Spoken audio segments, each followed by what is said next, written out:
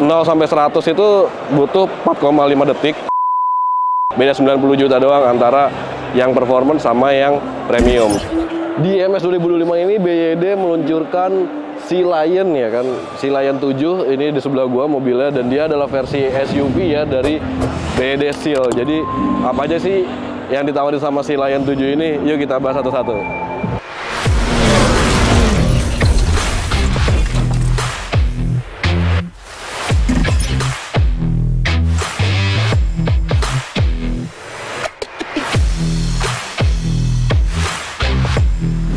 Karena dia versi SUV dari BYD Seal, jadi si Lion 7 ini tuh punya wajah tuh yang mirip-mirip nih sama BYD Seal. Bisa dilihat lampu depannya ini dia masih pakai gayanya BYD Seal banget ya, dia kayak huruf C gitu. Dan dia pakai dua proyektor yang gede-gede banget lampunya. Terus di bagian bumper dia masih kayak BYD Seal juga yang agak-agak futuristis, dan di sini kayak ada kisi-kisi gitu, dan ini bolong sih sebenarnya.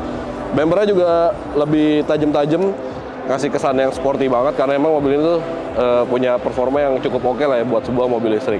Sekarang kita lihat ke bagian sampingnya yuk. Nah ini tampilan sampingnya ya, kalau di BYD Sea Lion 7 ini dia punya dua trim, jadi ada performance sama premium. Kalau yang performance tuh dia pakai peleknya tuh 19 inci, kalau yang premium kebalik, kalau yang performance tuh pakai peleknya 20 inci, kalau yang premium tuh peleknya 19 inci.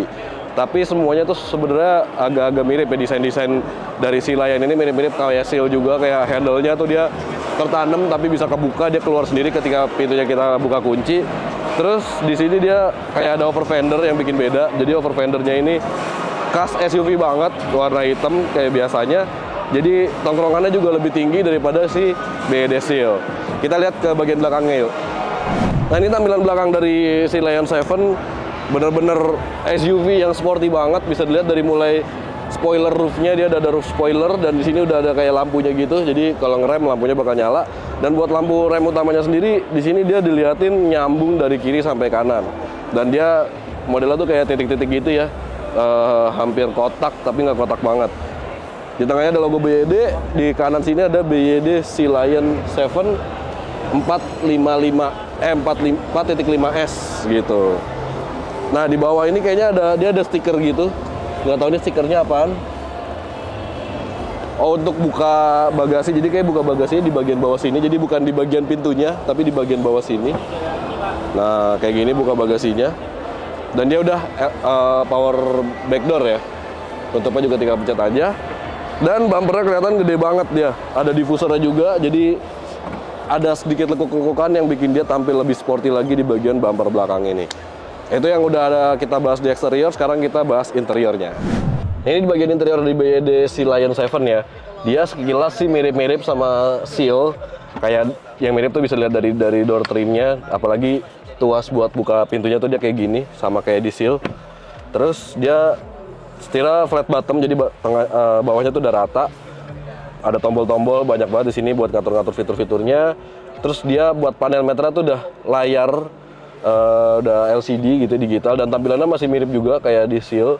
Seingat gue tuh masih sama, cuma emang housingnya gitu ya, mungkin itu yang bikin dia berbeda sama Seal. Di tengah ada head unit yang gede banget, dan ciri khas BYD ya, dia punya head unit yang bisa dimiringin, bisa ditegakin, jadi ini tinggal dipencet aja kayak gitu, bisa. Konsol tengahnya gede banget tapi posisinya cukup rendah, jadi ngasih rasa kabin yang lebih lega lagi. Dan ini dia udah ada wireless charging. Sementara di bawahnya itu ada beberapa fitur-fitur lain yang bentuknya itu masih touchscreen ya, jadi tombol-tombolnya itu touchscreen gitu. Cuma ada yang masih tombol fisik biasa nih, kayak volume, ada buat mode berkendara di sini, sama chargingnya di sini. Mode charging mungkin ada selalu gambar petir di sini, gue nggak ngerti juga. Dan tombol parkirnya itu masih tombol. Transmisinya tuas kecil begini, tinggal dimaju mundurin doang. Dan nyalain mobilnya tuh ada di sini juga. Jadi lu jangan nyari-nyari di depan sini deh, adanya di sini soalnya. Ada dua cup holder, ada konsol tengah yang lumayan besar. Dan joknya dia modelnya bucket seat gini ya, jadi bagian kepalanya ini kayak pocong gitu, jadi nyambung. Cuma nih posisinya sih agak masih pas lah. Kalau buat kenyamanan di sini ada panoramic roof, jadi ini salah satu fitur yang paling diunggulin dari mobil teratasnya BYD gitu kan, karena di Seal juga panoramik kayak gini, cuma seingat gue dia nyambung sama kaca depan, gue agak lupa deh. Tapi dia juga sama panoramik kayak gini, dan ini bisa ditutup, jadi ada kayak traynya gitu, jadi kita nggak kepanasan. Sekarang kita bahas penggerak listrik atau motor listriknya sama baterainya yuk. Nah kalau soal spek baterainya sebenarnya agak ribet nih ngejelasin si BYD Sea Lion 7 ini, karena ada dua trim yang tadi gue bilang ya, ada premium, ada performance. Nah ini gue bacain aja. Nah kalau yang premium itu dia pakai penggerak roda belakang rear wheel drive, dan dia tuh punya motor listrik tenaganya tuh 230 kW atau 267 horsepower, dan torsinya tuh 380 Nm. Itu yang premium. Kalau yang performance dia tuh 4-wheel drive, jadi 4-4 rodanya muter, dan dia tuh punya tenaga dari motor listriknya itu sampai 390 kW, dan torsinya tuh 690 Nm. Jadi yang performance tuh emang lebih kenceng lah dibandingin yang premium, dan itu juga ngaruh ke akselerasinya. Jadi kalau yang performance itu 0 sampai 100 itu butuh 4,5 detik, kalau yang premium 0 sampai 100 itu butuhnya 6,7 detik.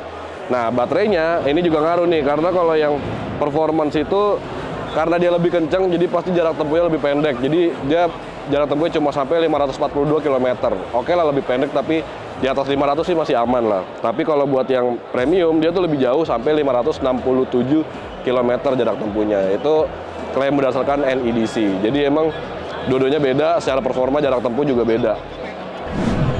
Nah buat harganya, si BYD Sea Lion 7 ini udah dijual di IMS 2025, dan harganya itu buat yang premium ditawarin dari 629 juta. Nah kalau buat yang performance yang kayak gini nih, harganya itu di 719 juta. Beda 90 juta doang antara yang performance sama yang premium. Jadi gimana menurut lo? Tertarik nggak buat beli mobil yang satu ini? Berikan komentar lo di kolom komentar di bawah, dan jangan lupa juga untuk like dan subscribe channel Brem by Yuzon Indonesia untuk mengetahui video review otomotif berikutnya. See you in the next video. Bye-bye.